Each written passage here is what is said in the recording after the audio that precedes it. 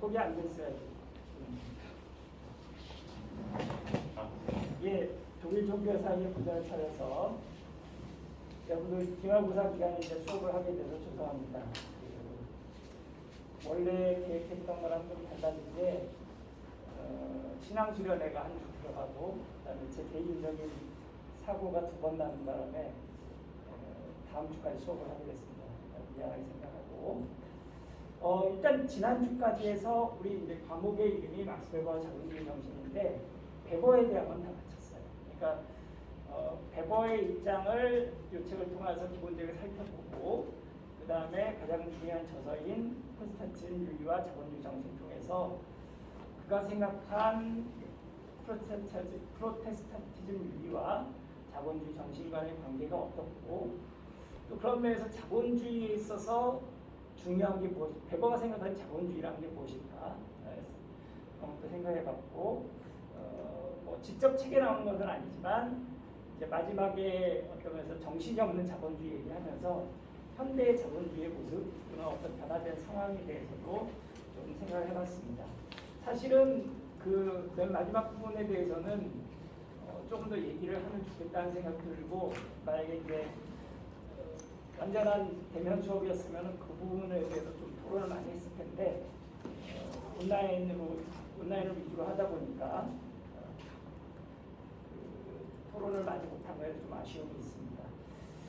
오늘과 다음 주 2시간은 베버는 아니고 베버와 동시대를 살았던 2명의 학자 진멜과 트레이치의 논문들을 중심으로 해가지고 연결해서 생각을 해보려고 합니다.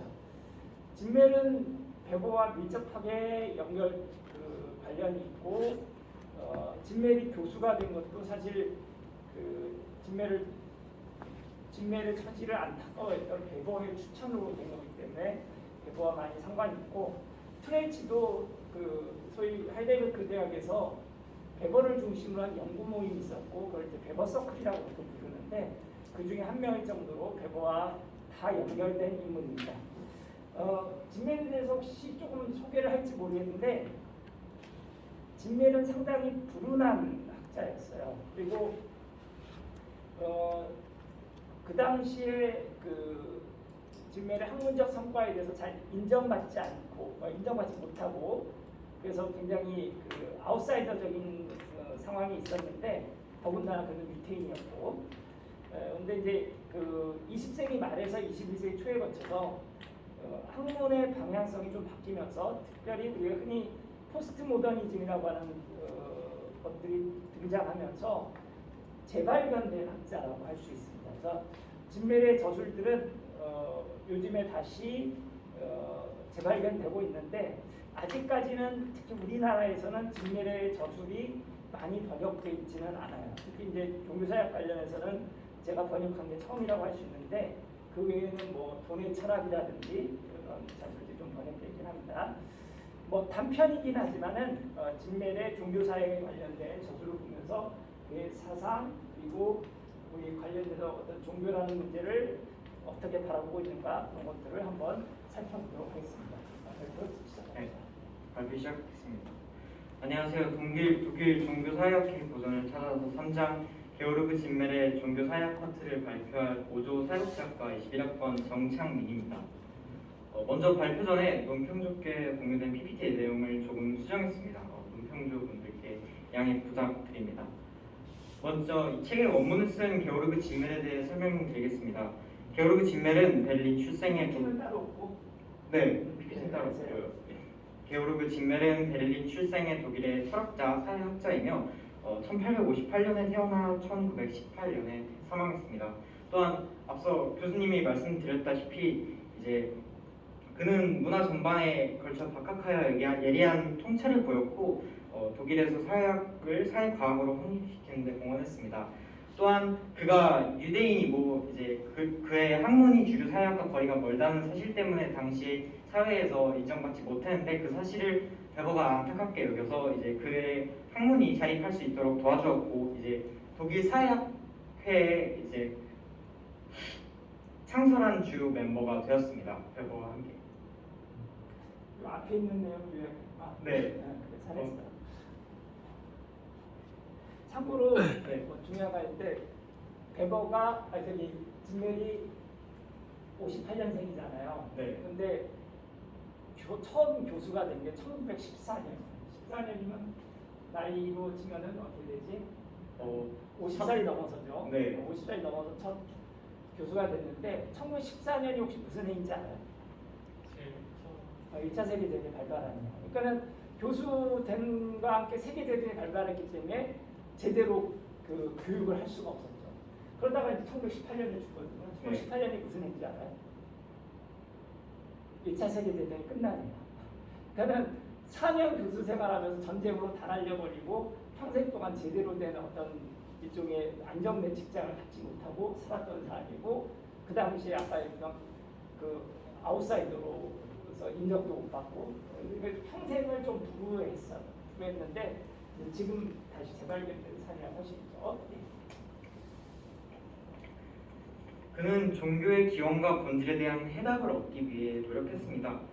다만 그는 그 자체로는 전혀 종교가 아닌 사고적 관계에서 종교의 본질에 대한 단초를 발견하고자 했습니다. 그는 일상적이고 낮은 단계에서 기여하는 인식 수단이 발전하여 학문이 되는 방법을 따라갔습니다.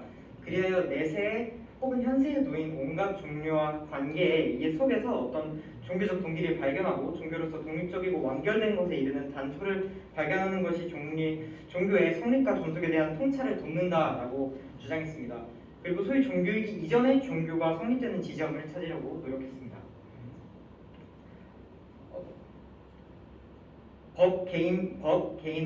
개인의 자유로운 도덕, 그리고 낮은 단계의 문화 관계에서의 사회적 생활 형식의 관습은 상이한 민족에게서 상이한 시대에서도 전적으로 동일한 명령 등을 그 내용으로 가질 수 있는 사회적 요소들의 창의적 종류의 결합입니다.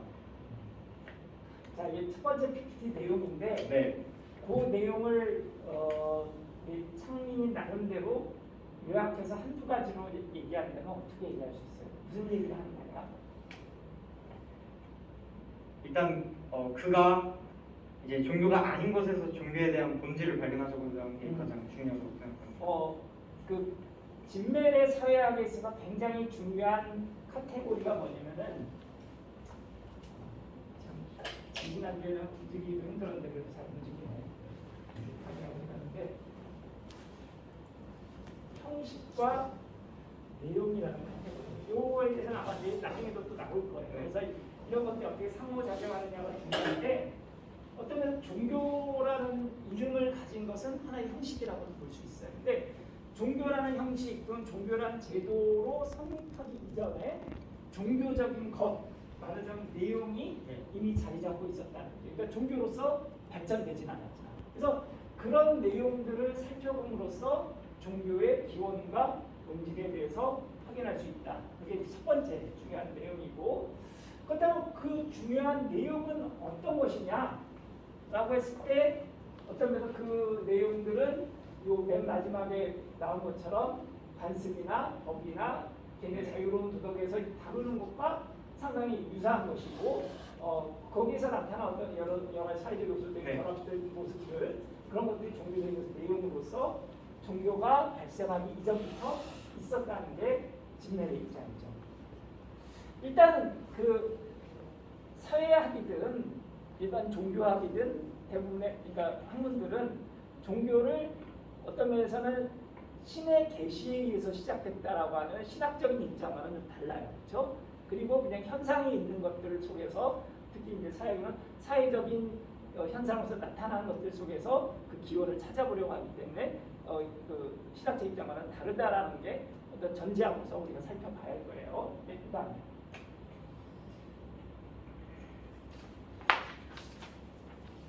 사회생활을 구성하는 상호작용들은 늘 특정한 목적, 원인, 이해의 기초 위에서 일어나며 매우 상이한 내용의 전달자가 되는 형식 중에서 종교적이라고 표기할 수 있는 것들이 발견됩니다. 진멜은 사람들이 이 관계에서 상호작용에 순수하게 심리적인 것에 있는 특정한 색깔을 발전시켜서 그 향상되는 독립된 본질에 이르도록 성장한 발전된 형태를 종교라고 부른다고 합니다. 모든 종교성은 일정 정도의 감정의 긴장, 내적 관계들의 특정한 친밀성과 확정성, 동시에 내면적으로 인격적인 어떤 것으로 감지되는 더 높은 질서에 대한 주체의 몰입 등이 생겨난다고 합니다. 이러한 종교적 동인들은 많은 관계들에 포함되어 있습니다. 발전 단계들이 이러한 요인들에 의해 특정될 수 있으며 인간관계의 다른 형식에 의해 수행되던 똑같은 내용이 특정 기간에는 종교적 관계의 형식으로 받아들여집니다. 대표적으로 법의 제정에서 분명하게 나타나고 법은 특정 시기나 장소에서는 종교적 인준을 필요로 하는 신정주의적 특성을 보이지만 다른 곳에서는 국가 권력과 관습에 의해 보장이 됩니다.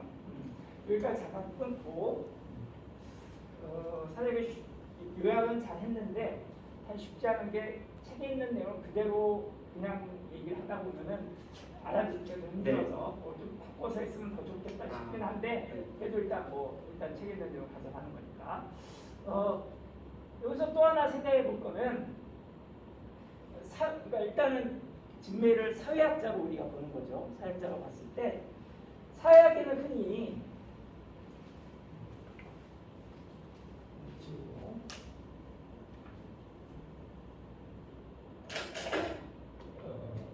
거시사회학과 미시사회학이라는 표현을 써요. 거시적인 입장과 미시적인 입장. 거시와 미시는 어떻게 들리지? 가까운 거. 일단 바라보는 입장이 무엇을 바라보는가 하는 거예요. 그런 의미에서 하은아, 거시와 미시는 어떻게 들릴 것 같아? 예를 들어 거시사회학이라고 하는 거 또는 미시사회학이라고 하는 거. 거시사회학은 뭘 중요시하는 거고 미시사회학은 뭘 중요시할까? 거시와 미시. 말 그대로 보면 뭐야? 말 그대로 거시는 뭐야? 거대한 시각. 그래. 거대하니까 크게 보는 거야. 미시는 작게. 미세하게 보는 거야. 작게 보는 거야. 그러니까 사회학이라고 했을 때 큰 덩어리에서 큰 덩어리가 먼저고 어떤 작은 덩어리는 그의 산물이다 보면 것이고 작은 덩어리가 먼저고 거기에서 큰 덩어리가 발전한다고 보면 미시라고 할 수 있어요. 사회에서 볼 때 거시사회학의 입장은 소위 구조를 중심으로 보는 거예요. 그러니까 사회 구조나 어떤 큰 것이 먼저고 거기에 사람들이 행동이 영향을 받는다라고 하면은 거시사회학이고 미시사회학은 개인의 행동이나 어떤 소규모 집단의 간의 상호작용들이 사회적인 구조, 제도로 발전한다고 보는 게 미시사회학이에요. 자, 그렇다고 본다면은 진멸은 어느 쪽에 더 속할까? 거시에 속할까? 미시에 속할까? 거시. 자, 중요하게 얘기한 말하자면 진멸이 중요하게 바라본 기본 단위가 뭐야? 여기서 사회생활? 아니 사회생활인데 그거보다는 상호작용이라고 표현됩니다. 그러니까 개인 간의 상호작용이 발전해서 지금 얘기하는 종교라든지 법이라든지 도덕이라는 제도적인 측면으로 발전한다고 보는 거거든요. 그러니까 그게 구조가 먼저 있는 게 아니라 이런 상호작용들이 발전하면서 하나의 틀로서 제도가 갖춰진다고 보는 입장이에요. 그럼 거시에 속한다, 미시에 속한다? 미시에 속한다. 베버의 입장은 사실은 어떤 저술마다 다양하게 나타나지만 베버는 사회학의 출발을 개인의 행동을 이해하는 데서부터 출발해야 한다고 얘기를 하고 그래서 베버의 사회학은 흔히 이해사회학이라는 표현을 써요. 그다음에 베버의 서술에 따라서 다르게 나타나긴 하지만 이해사회학이라는 표현 자체는 거시적 입장이니까 미시적 입장이니까 이해사회학 개인의 행동을 이해하는 게 사회학의 출발이어야 한다. 미시적 입장이죠. 그러니까 개인의 행동에서 그거에 의해서 나중에 사회적인 것들이 만들어진다고 보니까 개인의 행동이든 더 작은 것이죠. 사회적 상호작용이든 다 미시적 입장이라고 할 수 있어요. 그럼 다양한 사람들이 있겠지만 고전적 사회학자 중에 거시적인 입장의 대표적인 사람은 누가 있을까? 우리가 언급하지 않은 마르크스라든지 그 다음에 조금 이따도 아마 나올 것 같은데 드류킹 같은 사람은 거시적 입장이에요. 얘기가 조금 건너가는 면도 있지만 잠깐 설명하면은 마르크스에서 중요한 게 이 사회의 구조가 마르크스가 얘기한 가장 기본적인 사회의 모습이 뭐죠? 마르크스가 얘기한 마르크스는 사회가 구성이 어떻게 구성된다고 얘기해요. 어떤 사람들과 어떤 사람들? 자본가와 노동자가 갈등한다고 얘기해요. 그러니까 예를 들어 자본과 노동자의 갈등은 개인적 갈등이야, 구조적 갈등.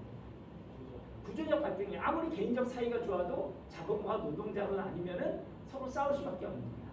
제가 다른 수업에서 가끔 얘기하는 그 영화가 있는데 그 피에르 파올로 파졸리니라는 이탈리아의 그 약간 좌파적인 감독이 있어요. 그 사람 그 동성애자여가지고 그 거리에서 이제 관련 그 동성애 파트너 구하다가 맞아서 죽은 되게 이상한 그런 분인데, 근데 그 사람이 이제 어머니가 독실한 카톨릭 신자였기 때문에 마태복음이라는 그 저기가 크리스찬 영화도 기독교 영화도 만들고 그랬는데 그 사람의 영화 중에 되게 우화적인 게 매화 참새라는 영화가 있어요. 매화 참새. 근데 매화 참새의 내용 그 중에 어떤 게 나오냐면은 성 프란체스코 누군지 알아요? 그 프란체스코 바수베를 만든 굉장히 그 가톨릭 성인 중에 하나예요. 근데 이제 그 사람이 이제 전설에 의하면 새와 동물과도 얘기했다고 하는 사람인데 프란체스코가 제자에게 그 자기를 따르는 사람한테 사명을 줘요. 뭐냐면 매와 참새에게 복음을 전해라. 여러분 복음을 전하려면 맨 처음 뭐 해야 할까? 매와 참새에게 복음을 전하려면 제일 먼저 어떻게 해야 할까? 영준아 신학과니까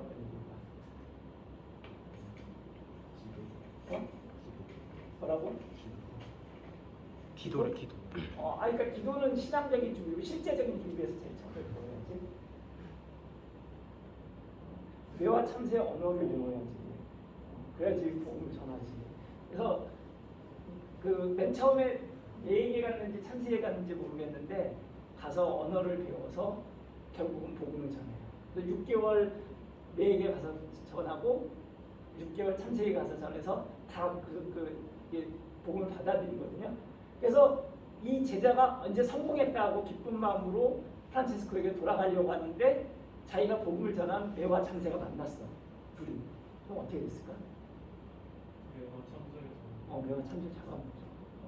그러니까 그게 말하자면 파졸리니에게 있어서는 자본주의 사회의 우화예요. 그러니까 노동자와 자본가가 아무리 개인적으로는 뭐 복음도 종교도 믿고 좋은 성격을 가졌다 하더라도 구조적으로 싸울 수밖에 없다는 거죠. 그런 면에서는 거시적인 입장이라고 할 수 있고, 또 다른 한편으로 이제 그 마르크스와의 그 어떤 접근 방향은 완전 틀린 사람 중에 이제 뒤룩갱이라고 있는데, 뒤룩갱은 그 사회학의 가장 기본적인 단위를 사회적 사실이라고, 사회적 실체라고 표현합니다.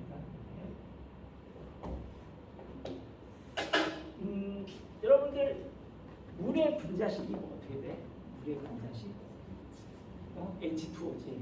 근데 물의 분자식인 H2O는 마지막 뭐와 뭐로 이루어지는데 H는 뭐지?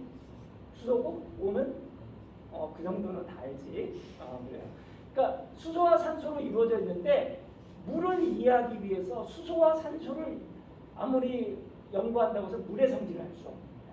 그러니까 결합되면은 새로운 그 이상의 플러스 알파가 돼서 또 다른 실제가 만들어지는 거거든. 그러니까 사회를 뒤늦게 그렇게 봤어요. 사회의 구성 요소는 개인이야. 혹은 아까 이제 말하자면 베버가 얘기한 대로 개인에 대한 이해도 필요하고 그 사람 사이의 상호작용인데, 그렇지만 실제적으로 사회라고 하는 것은 개인과 단순한 상호작용을 이해한다고 해서 이해할 수, 제대로 연구하고 이해할 수 없다라는 게 뒤룩갱이 입장이고, 그래서 그 전체로서의 사회를 바라보는 것, 거기서 나타나는 현상, 사회적 사실과 실제를 연구하는 게 사회학의 중요한 입장이어야 한다라는 거죠. 그러니까 그거는 마지막 큰 사회를 보는 거니까 거시적 입장이라고 할 수 있죠. 그래서 그런 부분들의 차이가 있는데 일단 그 중에서 요 이제 비교하다 보니까 여러 사업을 얘기했지만 진메리 입장은 중요한 것은 상호작용이다. 상호작용이 발전해서 어떤 사회의 모든 것들을 이룬다. 그래서 종교라든지 도덕이라든지 그런 것도 모두가 상호작용에서 출발해야 한다라는 게 진메리 입장인 거죠. 그다음 직멜은 사회의 필수적 질서는 통일적 형식으로부터 시작한다고 합니다. 그리고 다양한 역사적 상황에 따라 상이한 생활 양식들이 교대로 그와 같은 질서의 수행자로 발전됩니다. 예를 들어 불교의 다르마 같은 것을 예로 들 수 있을 것 같고 집단에 대한 개인의 관계에 대해서도 그와 같은 변화는 인지됩니다. 이런 관계들은 전통적인 것에서 종교적인 것으로, 종교적인 것에서 법적인 것으로, 또 법적인 것에서 자유로운 도덕의 형태로 이양되면서 집합 상태만 변화됩니다. 그 달마가 왜 나왔어? 그 잘 이해가 안 돼요. 여기 부분 그 질서의 수행자 중 하나가 그거 아닌가요? 그러니까 달마는 인도 종교에서 얘기하는 어떤 필수적인 질서의 법칙이죠. 네. 근데 그거 왜 나왔는지 모르겠는데 보면 가로 하나 넣고. 그래서 어쨌든 지금 요 얘기를 한다면은 창민이가 어제 전화해서 나한테 물어본 것이기도 네. 한데 요걸 다르게 얘기하면은 내용은 그대로 유지되는 거야. 네. 그렇지? 내용은 그대로 유지되는데 그거에 대한 형식은 바뀔 수가 있어. 그래서 어떤 종교적인 것에서 다루는 내용들이 종교라는 형식으로 나타날 수 있고, 그 다음에 도덕이라는 형식으로 나타날 수도 있고, 법이라는 형태로 나타날 수도 있고, 네. 그런 식으로 해고 그걸 이제 하나의 집합 상태라고 표현을 했죠. 네. 예. 사회적 요인들의 그러니까 관계. 말하자면은 아니다 넘어갑시다. 네. 사회적 요인들의 관계에서 이제 종교적이라고 명명된 세체는 순수한 사회 심리적 정서, 타인에 대한 가능한 행동 방식 등으로 자연 발생적으로 나타납니다. 반면에 독립적이며 고유한 실체와 관심의 표선에 따라 건설된 영역으로서의 종교는 로마적이고 현대적인 의미에서 국가처럼 파생적인 어떤 것이라고 할 수 있습니다. 그렇다면은 어떤 면에서 사회적 요인들의 종교적인 것과 그 다음에 건설된 형식으로서의 종교는 동일하다고 볼 수 있어. 좀 차이가 있다고 볼 수 있어. 차이가 있다. 차이가 있는 거지. 네. 어떤 면에서 그러니까 기본적인 종교적인 것에다 플러스 알파가 네. 붙여지고 형식으로서의 면모가 되어지는 거라고 볼 수 있어요. 공동생활 초기의 개인들이 직접적인 상호적 결정들은 분리된 독립적 기관들로 성장합니다. 대표적으로 법과 노동의 변화가 있습니다. 종교에서도 이와 같은 형식이 비슷하게 행해지고 신들은 조율적 관계의 수호자이며 정신적 자극제로서 나타나며 그 존재를 통하여 단순한 관계의 형식을 분리합니다. 그리고 종교적 표상이 공식화하고 실체화하면서 관계들의 종교적 색채를 부여합니다. 사실 법과 노동의 예를 얘기해주면은 네. 더 이해하기가 쉬운데 법률은 이제 재판관으로서 이제 추구되고 그 이제 노동적 그런 기술이나 그런 것들은 노동자 계층을 통해서 추구된다고 말하면 되지 않을까요? 그럼 조금 그럼 종교 얘기를 좀 더 해봅시다. 네. 자, 아까도 얘기했지만 신학에서의 종교의 출발은 인간에게서 출발한 거야, 신에게서 출발한 거야.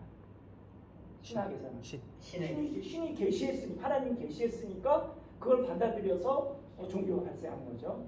근데 진메의 입장은 신이에요, 인간이에요? 인간이죠. 네. 인간이면서 그 중요하게 얘기하는 게 여기서는 관계 혹은 앞에 진메리 사회의 기본 단위로 얘기했다는 뭐죠? 상호작용.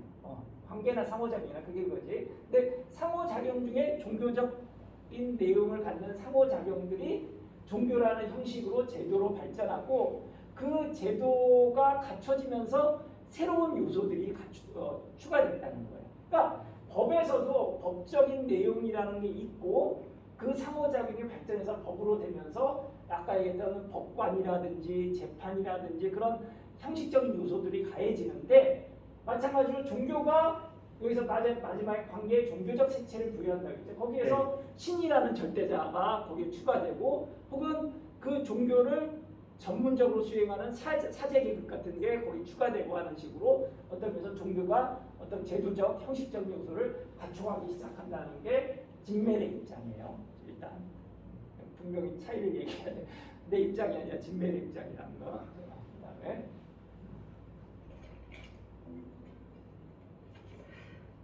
이제 유물론적 역사 이해에 대해 설명하겠습니다. 책에서는 진멸은 논의의 대상을 주로 생각하는 동기는 매우 일반적이고 광범위한 규칙으로서 표현된다고 이야기합니다. 그리고 대표적인 사유로서 유물론적 역사 이해를 언급합니다. 책에서는 유물론적 역사 이해에 대해 역사적 삶의 전체 내용이 경제적 형식에서 유래하며 관습과 법률, 예술과 종교, 학문적 활동이 사회적 구조 등은 집단이 그 물질적 존재의 조건들을 생산해내는 양식에 의해 규정될 수 있다고 봅니다. 그럼으로써 매우 포괄적인 부분적 현상들을 그 하나의 내용만으로 몰아간다고 나옵니다. 이러한 해석은 그 영역의 출현 방식의 다양성을 통해 동일한 내용이 다양한 형식들을 통해서 이제 유지가 되고 또한 동일한 형식도 다양한 내용들을 통해서 유지가 된다는 말로 해석을 할 수 있습니다. 그 얘기를 좀 설명해 줘봐. 유물론적 역사 이해라고 단어를 달았는데 진멜의 입장은 유물론이라고 얘기하면 좀 힘들어요. 내가 그 책에 나오는 용어인데 네. 일단 그 뒤에 나온 부분이 진멜의 입장과 관련해서 더 중요한 거예요. 네. 그거를 좀 설명해 줘봐. 책에 있는 내용을 읽어줬는데 그게 무슨 얘기야? 즉 형식화 내용 이거예요. 음. 일단 어떤 개별적 내용이 이제 많은 형식 이제 예를 들자면 종교도 이제 형식이 종교지만 이제 내용이 계속 바뀌거나 아니면은 이제 종교적 성격을 띠지만 형식이 종교가 아닐 때도 계속 이게 발전하면서 결국엔 종교로 발전하듯이 개별적 내용이 이제 많은 형식들을 관통해도 내용으로 개별적 내용으로 계속 유지될 수 있다는 것을 말이죠. 뭐 틀린 건 아닌데 하나 무슨 말인지 이해되니? 저는 좀 다른 방식으로 이해를 했는데 설명해봐. 저도 틀린 부분이 있고 부족한 부분이 너무 많아서 그러니까 서로 얘기하는 거야. 저 같은 경우에서 이 개별적 내용도 서로 분리된 수많은 형식들을 관통하여 그 본질적인 상태를 유지할 수 있다는 것은 이제 여기서 보면은 유물론적 역사 이해로 돌아가서 유물론적이라는 말 자체에서 마음이 곧 물질이다 보니까 그러니까 파생되어 온 거잖아요. 그러니까 물질이 마음을 또는 모든 것들을 지배한다는 게 유물론적 역사 이해인데. 네, 그런데 그것처럼 여기서도 또 다음 예시를 들면 역사적 삶의 전체 내용이 경제적 형식에서 유래했다. 그러니까 역사적 삶, 우리가 살아오는 뭐 삶이라든가 그런 내용 자체도 마음이 물질이듯이 이것도 결국엔 물질적인 어떤 경제적 형식에서 유래가 된다. 자, 유물론적 역사 이해라는 말을 내려놓읍시다. 일단 내려놓고 그게 사실은 뒷면에서 중요한 건 아니야. 금방 얘기한 게 내용과 형식과의 상호작용이거든. 내용과 그러니까 아까도 했지만 백어에게서는 내용과 형식이란 카테고리가 중요해요. 그랬을 때 지금 창희가 인용한 텍스트 혹은 하은이가 나름대로 해석한 텍스트가 의미하는 게 어떤 건지 좀 다른 좀 설명이 필요할 것 같은데. 영준이 한번 영준이가 아니라 뭐지 아까 명수가 한번.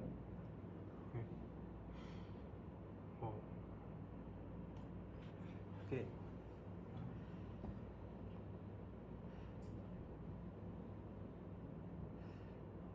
저도 사실 아직 이해가 잘 안 돼가지고 얘기한 게. 이해가 안 되면 토론을 해야지. 네. 교회에서. 영준이. 조장은 맨 마지막에 물어내. 그러니까 여기서 해결이 되면 안 넘어가고, 아니 자체 내에서 저기가 안 됐어. 저희끼리 나오긴 했는데 정확히 동민이 한번 나름대로 이야기해 줘. 제가 이해한 바로는 아까 교수님이 하신 것처럼 동일한 내용이 다양한 형식으로 온다는 거. 예컨대 어떤 것을 판결한다, 뭔가 심판한다 이런 것들이 그런 것들이 다양한 그 재판이란 방식을 다양하게 적용할 수 있고 또 그런 재판이란 형식 안에서도 그 안에서도 또 여러 가지 과정들을 통해서 달라지라는 것이 점차 그런 방식을 통해서 점차 발전한다는 얘기가 아닐까. 자, 여기서 핵심적인 얘기는 그거죠. 동일한 내용이 다른 형식을 띌 수 있고, 동일한 형식이 다른 내용을 담을 수 있다는 거예요. 이 말을 잘 예를 들어 봅시다. 동일한 내용, 아까 든 예로서 어떤 사람들을 제재하는 또는 그 사람들을 좋은 방향으로 이끌어가는 뭐 그런 것들이 어떤 때는 종교라는 이름으로 나타나기도 하고, 어떤 때는 그 도덕이라는 이름으로 나타나기도 하고, 어떤 때는 법이라는 이름으로 나타나기도 해요. 그러면 내용 자체는 거의 동일하다는 거예요. 사람들에 대한 어떤 도덕적 규제, 그 양심에 대한 문제들을 얘기하는 것 똑같은데 다른 형식들이 달라지는 거죠. 좀 다르게 예를 든다면은 요즘에 이제 제 전공이 종교사역인데 종교사역에서 종교적인 내용들을 다른 형식들을 통해서 연구하는 사례들이 있어요. 현대적인 의미에서 대표적인 게 스포츠나 대중문화 또는 이데올로기 같은 것도 들어와요. 이데올로기로 들어가면 공산주의나 뭐 북한의 주체사상 같은 것들이 종교적인 측면, 종교적인 내용들을 담고 있다는 거고, 스포츠를 예를 들면은 마지막 그 거대한 스타디움에 모여서 사람들이 함께 열광하고 그러면서 카타르시스를 느끼고 일체되는 경험을 하고 그런 걸 종교적 체험으로 얘기한다는 거죠. 거기서 마지막 스포츠 선수들은 일종의 사제이고 그런 이제 스타디움은 성전이고 그런 식으로 해결하고 비슷하게 대중문화 콘서트 같은 것도 분석을 하기도 해요. 그러니까 다른 형식 속에 동일한 내용들이 들어있을 수 있다는 거예요. 그게 하나의 첫 번째 얘기고, 두 번째는 반면에 동일한 형식의 다른 내용들도 들어갈 수 있다는 거예요. 이거 반대죠. 그러니까 우리가 다루는 중요한 주제가 종교잖아. 그러니까 종교 안에 담겨 있는 내용이 우리나라와 미국과 아프리카가 틀리고, 우리나라에서도 현재와 50년 전과 100년 전과 2000년 전이 틀릴 수 있다는 거예요. 그래서 우리가 종교라고 하면서 이름이 똑같기 때문에 그냥 과거의 종교와 현재의 종교를 동일한 걸로 생각한다면 그건 잘못됐다는 거예요. 다른 내용들이 들어있기 때문에. 그 형식 안에 어떤 내용이 있는가를 살펴볼 필요가 있다는 거죠. 그래서 형식과 내용이라는 것 속에서 우리가 같은 이름 안에 다른 내용이 있을 수도 있고 같은 내용을 다른 이름으로 부를 수도 있다. 라는 것이 여기서 얘기하는 특히 이제 그런 것들이 역사적인 변화와 함께 연결된다라는 게 진배력에서 중요한 내용이라고 볼 수 있어요. 역사 속의 사건들은 그 안에 온갖 동인들의 종합. 네. 여기서 하나만 더 얘기하면 역사라는 말이 나오는 게 그게 역사의 흐름, 시간의 흐름에 따라서 그런 것들이 전개된다는 거죠. 그러니까 처음에는 종교와 종교적인 걸 따지는데 그러니까 형식과 내용이 있는데 내용이 다른 이유로 역사 흐름에 따라서 붙여지기도 하고 그 다음에 종교라는 형식 안에 다른 내용들이 역사 흐름에 따라서 들어오기도 한다는 거죠. 그 얘기를 하기 위해서 역사에 대한 얘기를 한 겁니다. 네. 이러한 역사 속의 사건들은 그 안에 온갖 동인들의 총합을 통해 해결 방법이 존재하는 것처럼 배열됩니다. 이는 역사가 전후 혹은 나란히 친화적으로 결합하는 근거가 됩니다. 추가 범주의 발전은 일반적으로 감각적인 것, 외적으로부터 정신적인 것, 내면적인 것의 강조로 진행하는 것을 말합니다. 경제적 삶의 동인들이 빈번하게 추상성과 정신적인 형식으로 향상 경제적 관심을 형성하는 형식들이 전혀 다른 삶의 내용까지도 확장된 것입니다. 다만 유물론적 역사 이론은 한 단면만 비춰줄 뿐입니다. 그리고 이러한 특징은 우리가 다루는 발전을 잘 보여주는데 개인 간의 상호작용의 형식에서 성립된 특정 정서적 내용이 추월적 관념에 대한 관계로 전이되고 결국 사람들 사이의 관계에 그 기원을 갖는 형식이나 내용이 누릴 새로운 범주를 형성하는 것입니다. 예, 그런 맥락에서 중요한 것이 뭐냐면은 자 밑에 두 줄을 봅시다. 개별적 내용도 서로 분리된 수많은 형식들을 관통하여 근본질적인 상태를 유지할 수. 이게 결국 뭐야? 거기서 중요한 게 내용과 형식의 상호작용 중에서 내용이 어떻게 된다고 했어요? 쭉 이루어져. 이어지는 측면도 중요하고 또 한편으로는 수많은 형식을 가질 수 있다는 거죠. 그러니까 내용이 아까 이제 뭐 도덕이라는 형식, 법이라는 형식, 종교라는 형식 다른 것들을 가질 수 있다는 거예요. 그게 중요하고 마찬가지로 밑에서도 그 사람들 사이의 관계나 그 기운을 갖는 형식이 역사의 발전에서 말하자면 새로운 범주를 만들어낼 수 있다는 거예요. 과거에 없는 범주가 만들어지는데 하지만 그 내용은 거의 유사한 것일 수도 있고 그런 측면 내용과 형식의 상호작용이라는 측면에서 이해하는 게 필요하고 종교도 그런 이런 역사 발전의 상황 속에 똑같이 적용된다고 볼 수 있는 거죠. 사람들이 본질적인 것으로 실체로서 얘기하는 믿음은 처음에는 사람들 사이의 한 관계로서 자, 그렇다면은 네. 여기서 얘기하는 믿음이 아까 얘기한 맥락에서 형식과 내용의 상호작용면에서 본다면 뭐에 해당하는 걸 볼 수 있어요? 믿음이 내용. 저 내용이죠. 그러니까 흔히 얘기하는 종교적 상호작용, 그러니까 종교적인 것 그리고 종교적인 것의 근원이 되는 아까 기원이 되는 상호작용의 한 예가 대표적인 게 믿음이에요. 믿음이라는 게 종교적인 것의 본질이라는 거예요. 그럼 그 믿음이라는 게 어떻게 발전해 나가는가라는 것을 얘기하는 거죠. 처음에는 사람들 사이의 한 관계로서 나타납니다. 중요한 것은 실체적 믿음입니다. 실제적 믿음입니다. 신을 믿는다는 것은 엄격하게 증명된 것은 아니지만 신의 현존을 받아들인다는 것이며 나아가 그에 대한 특정한 내적 관계, 정서적 헌신, 그를 향한 삶의 지향성 등을 의미합니다. 우리는 관계를 형성할 때 꼭 증명할 수 있는 것에만 기초하는 것이 아니라 우리의 감정과 암시는 단지 믿을만하다고 할 수 있는 특정 표상들로 표현되며 이는 실제적 관계에 영향을 줍니다. 대표적으로 복종은 믿음에 근거하여 형성이 됩니다.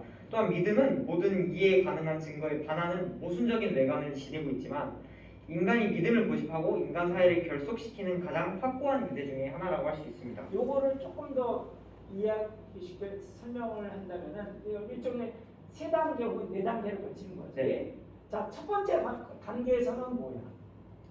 지금 얘기한 대로 사람들 사이에서의 믿음이다.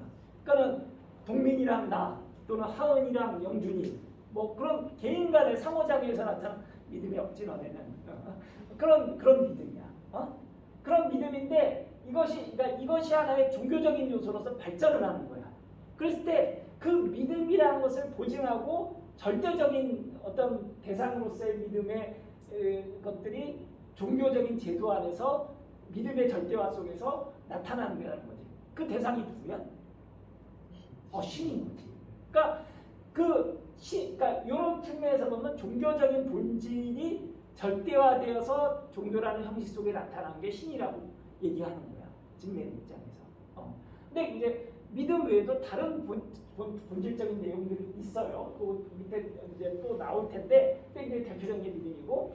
그런데 일단 이렇게 그 형성이 되면은 종교라는 것이 하나의 형식으로서 제도로서 그 형성이 되면은 그것을 강화시키기 위한 여러 가지 또 다른 요소들이 포함이 되는데 그게 특정 표상들이라는 것이고 그것은 말하자면 실제적인 종교에서 보면 종교적인 교리라든지 종교적인 제의라든지 그런 요소가 어떤 절대자로서의 신과의 관계를 강화시키기 위한 하나의 요소로서 첨가가 된다. 이게 세 번째 단계인 거죠. 아니면 두 번째와 세 번째를 하나로 묶을 수도 있고 그 다음에 마지막 단계는 이게 다시 실제적 관계에 영향을 준다. 그러니까 하나님의 명령으로서 예를 들어서 그 부모에 대한 믿음, 부모에 대한 복종, 또는 상급자의 왕에 대한 복종, 또는 뭐 그런 요소들, 그러니까 절대적인 관계가 신과 인간의 관계가 어떤 인간 간의 관계에 다시 영향을 준다는 거죠.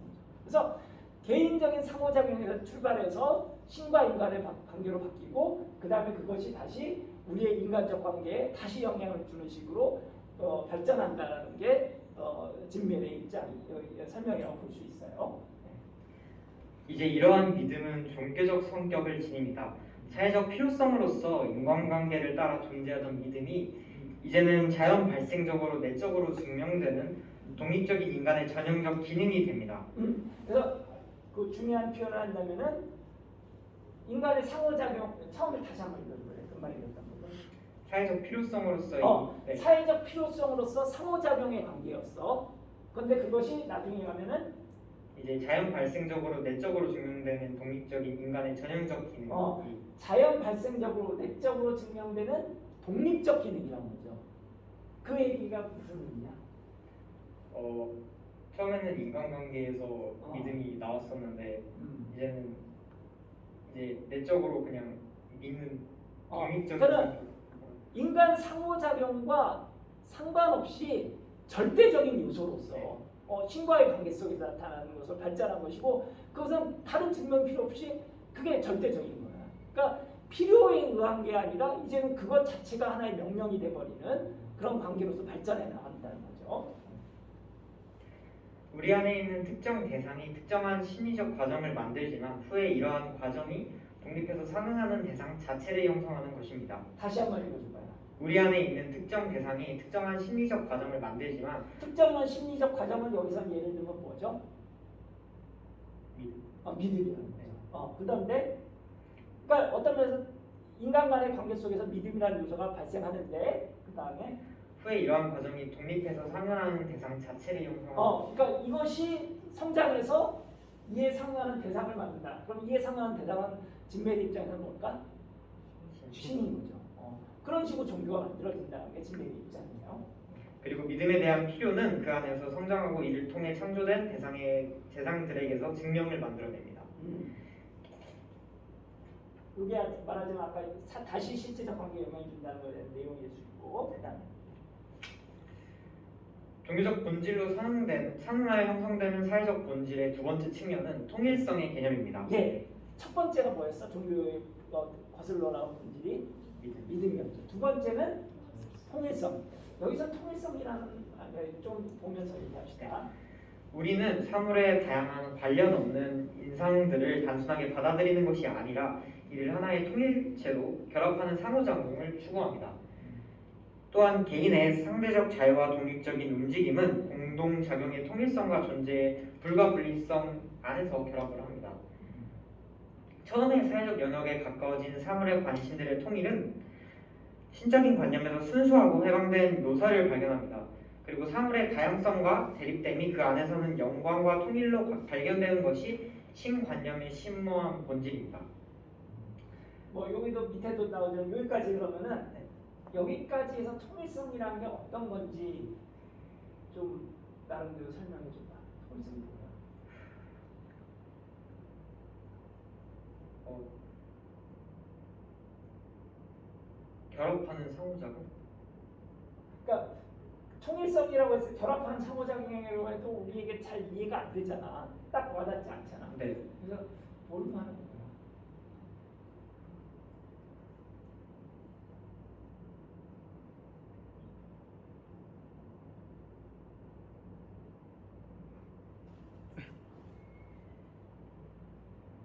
자, 관련해서 넘어가서 우리 네. 시간이 있으니까 마지막으로 한번 봅시다. 네. 종교는 가장 순수한 모든 구체적인 개별성을 넘어선 사회 통일성의 형식이라고 했죠. 네. 구체적인 개별성을 넘어선 사회 통일성의 형식이라는 게 무슨 말이야?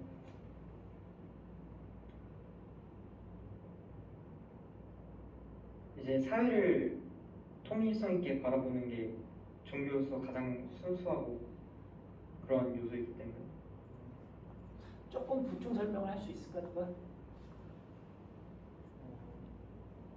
개인 우리 조장은 좀 이따 하고 논평조에서 한번 얘기해봐.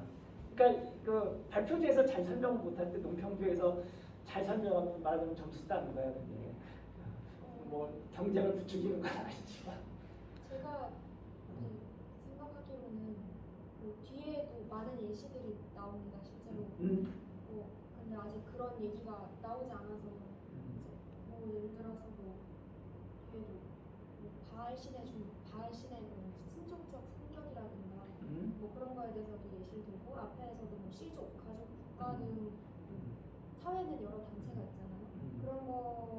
그런 것이 모든 개별적 요소이고 하지만 이제 여기서 보면은 그러니까 어떤 사물이나 어떤 동물이나 어떤 것들을 바라봤을 때 그것이 뭐 각각과 뭔가 전혀 관련 없다라고만 생각하는 게 아니라 결국에는 그거를 통틀어서 하나의 주제를 만들어내서 그 주제를 통해 통일성을 가지게 한다.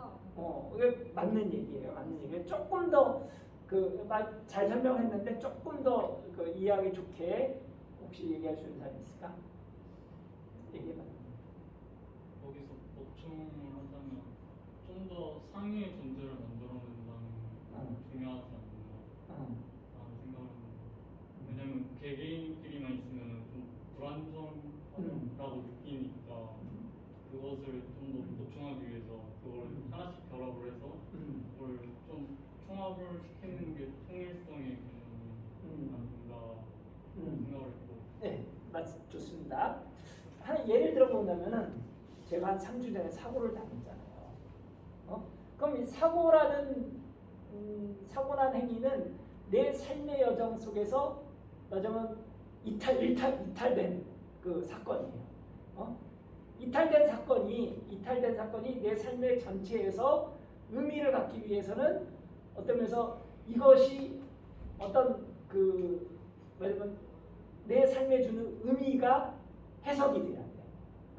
그런데 그 해석을 하는데 가장 좋은 해석은 어떤 거냐면 하나님의 뜻이 있어서 또는 이걸 통해서 뭐가 되면 하나님께서 그걸 통해서 어떤 계획하신 게 있다라는 식으로 하는 거죠. 그러니까 이거는 개인의 사건이에요.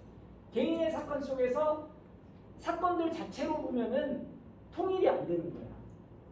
근데 그걸 통일시킬 수 있는 의미를 하나로 엮을 수 있는 것이 있고 그것을 결국은 신과 신존재와 연결시키면은 이게 더 해석하기가 좋아지는 거죠. 이거는 내 개인의 사건이기도 하지만은 사회에 있어서 이래서 노평조에게 있어서의 어떤 일이 있고 그 다음에 그 발표대에서 일이 있으면 A와 B가 서로 혼나는 것이 있으면은 다투는 거야. 그런데 그것을 통해서 뭔가 그 이상의 의미를 만들어내는 거. 그게 좀 통일성이거든요. 그것이 있다면은 이게 전체가 의미를 갖는 거야. 성경적 표현으로 하면 뭐지 그게? 로마서에 그런 말 있잖아요. 모든 것이 합력하여 여러분 교회 다니는 사람들로 신학과라며 모든 것이 합력하여 뭘 이룬다고 얘기해요. 그래서 선을 이룬다라고 얘기하죠. 선을. 근데 영수는 무슨 과지? 저는 관광 경영. 그러니까 동네 사회복지론가? 그러니까 관경인가? 모를 수 있는데 아니 우리 신학과 아니 신학과는 모를 수 있지. 그렇지? 그러니까 모든 것이 합력하여 선을 이룬다고 하는데 선을 이루게 만드는 존재가 누구야 그러면? 신인 거지. 그래서 그런 사건 또는 어떤 관계의 전체를 묶어주는 것을 통일성이라고 얘기를 하고 그런 것이 신적 존재와 관련해서 형성된다고 볼 수 있죠. 보통 이런 통일성을 일탈시키는 사건들에 다루는 어떤 신학적인 이론을 보통 개인에게 있어서는 보통 신정론이라고 얘기해요. 신정론 뭐냐면 개인에게 닥치는 고난, 그 다음에 사회적인 악의 존재 그런 거를 신학적으로 설명할 수가 없거든요. 근데 그런 것들에 대해서 의미를 부여하는 그것을 해석하는 그 방식 그런 거를 신정론이라고 하고 신정론이 가능한 거는 신이 존재하는데 그게 이제 일종의 통일성이라고 또는 의미 그렇게 다르게 볼 수 있는데 그렇게 볼 수 있습니다. 그다음 저 그럼 통일성을 이렇게 설명할까요? 설명하세요. 처음에 사회적 영역에서 가까워진 사물과 관심들의 통일은 그런 의미에서 한번 봅시다. 여기서 대비되는 표현이 뭐야? 요 문장에서 대비되니까 요거. 근데 너무 가까이 되면 이게 바뀌어버려요 화면이. 자 여기서 경험적 내용으로 하면 만나면 예를 들면 어떤 거야? 내 경우에 경험적 내용이 뭐야? 사고가 난 거잖아. 그런데 그게 말하자면 사회적 관계에 투사돼서 형식적인 성립이라는 거는 그게 어떤 하나의 의미로서 바뀌어지는 거, 해석되어지는 거, 그거라고 볼 수 있어요. 그러니까 그게 이제 종교적인 거 발전하는 거죠. 네. 그게 이제 신이라는 것 속에서 이상화되고 종교적 표상으로 나타난다고 보는 거죠. 그 다음에 이쪽으로 가서 읽어봅시다.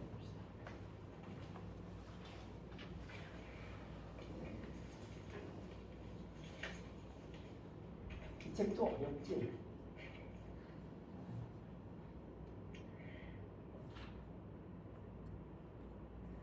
사회적 기능이 순수하고 추상적이면서 동시에 구체화한 형태를 가정을 통해 이제 종교적 대상을 만듭니다. 그러므로 종교는 경험적 내용으로부터 해방되어 독립적이고 고유한 실체에 투사되는 사회적 관계들의 형식들에서 성립한다고 말할 수 있습니다. 그러니까 내용에서 근거하지만 경험적, 예를 들면 나의 사건, 사회적 관계에서의 대립 그런 것에서 출발하지만 그것과 이제 그거를 뛰어넘는 거야. 그것에 얽매여 있는 게 아니라 뛰어넘어서 하나의 어떤 그것을 해석하는 하나의 형식을 만들어내는 거지. 그게 종교라는 거지. 네. 집단의 통일성이 종교적으로 발전된 기능에 속하게 되는지를 두 종류의 고찰이 분명히 합니다.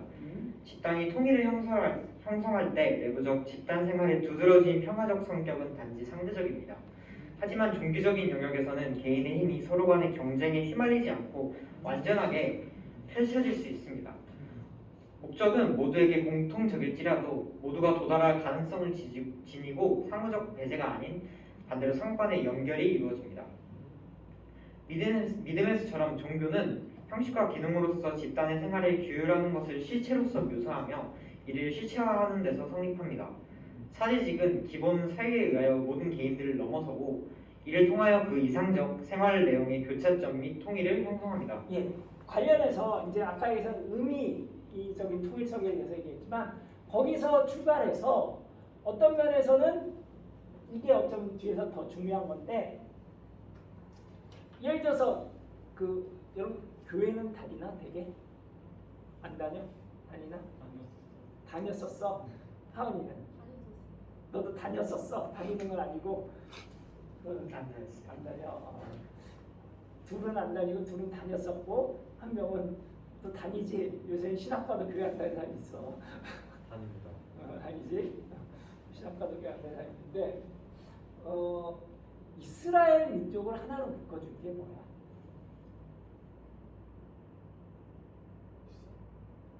이스라엘 민족. 모세를 통해서 결국 뭐가 주어진 거지? 계명. 그럼으로써 이스라엘의 종교가 구약의 유대교의 원형이 출발한 거잖아. 그러니까 개인적 상호작용에서 이제 아까는 하나의 의미로서 얘기했지만 그거에서 좀 더 다른 것이 더 중요한 게 어떤 면에서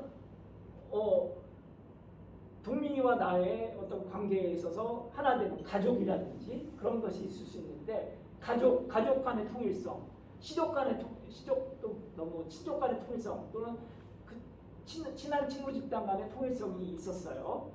그런 것들이 아까 이제 의미 통일성과 좀 다른 건데 통일성이 있었는데 그것이 좀 더 커지기 위해서는 하나의 목표, 우리가 하나라는 것을 상징해 줄 수 있는 뭔가 대상이 필요하다는 거예요. 그게 말하자면 신 혹은 종교가 된다는 거죠. 그래서 이스라엘이라는 어떤 면에서 굉장히 민족이라고, 그러니까 민족도 하나의 그런 표상이 될 수가 있는데 그런 큰 집단을 하나로 묶어주고 방향성을 부여한 게 결국 종교이고 신이라는 대상이기 때문에 그런 의미에서의 통일성이라는 게 여기서 더 중요하다고 생각하시죠. 앞에 있는 것보다 사실 이게 더 중요한 거지. 믿음에서처럼 종교는 형식과 기능으로서 읽었죠? 그리고 그 밑에 나온 것처럼 사제는 그런 어떤 그 신에 대한 통일을 아까 믿음에서처럼 도와주는 장치이고 그에서 종교적인 여러 아까 제의나 교리나 그런 것들이 어떤 면에서 보조하는 형식으로 나타난다는 것이죠. 이와 같은 이면은 이단에 대한 태도를 형성하였고 종교는 가장 순수한 모든 구체적인 개별성을 넘어선 사회의 통일성의 형식입니다. 그런 의미에서 진멜이 얘기하는 이단에 대한 반발하는 가장 중요한 이유는 뭐예요? 통일을 해치. 교리적인 이유가 아니라 종교를 통한 그 통일성으로서 형성된 사회 전체에 대한 반발이라는 거죠. 그러니까 그 이단을 용납하는 순간 사회 전체의 통일성이 깨질 수밖에 없거든. 그렇기 때문에 이단을 말하자면 굉장히 정죄하고 경원시하는 그런 현상이 나타난다고 볼 수 있는 거죠. 네.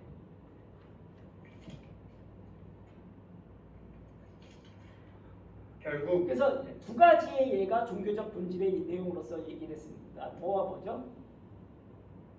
믿음과 통일성. 그러니까 믿음과 통일성이라는 내용이 처음은 개인 간의 상호작용에서 출발하지만 그것이 이제 자체로 좀 더 그 종교라는 형식 속에서 발전하면서 절대자에게 향하고 그러면서 그런 종교적 것들이 만들어지고 그다음에 아까 얘기한 대로 그것이 오히려 더 영향을 미친다라는 거죠. 관련해서 좀 아까 그 변사함을 얘기한다면은 디루갱이라는 프랑스의 아까 얘기한 종교 고전사회 거시적이다 사회적 사회 얘기한 사람 그 사람이 종교 생활의 기본적 형태라는 책을 이제 서술을 했는데 종교의 본질이 뭐냐라고 했을 때 그 진멜과 비슷하게 얘기해요. 뭐냐면 그 얘기는 제가 앞부분에 네. 해설 해제에서도 좀 써놨는데 사회에 있어서 디루갱이 바라보는 시간이 많이 갔지. 얘기하다 보니까 잊어버리고 시간이 많이 갔으니까 좀 쉬었다가 설명할게요. 10분만 쉬었다가 디루갱 얘기하고 그다음에 넘어갑시다. 네. 1시간 넘었네, 그렇지?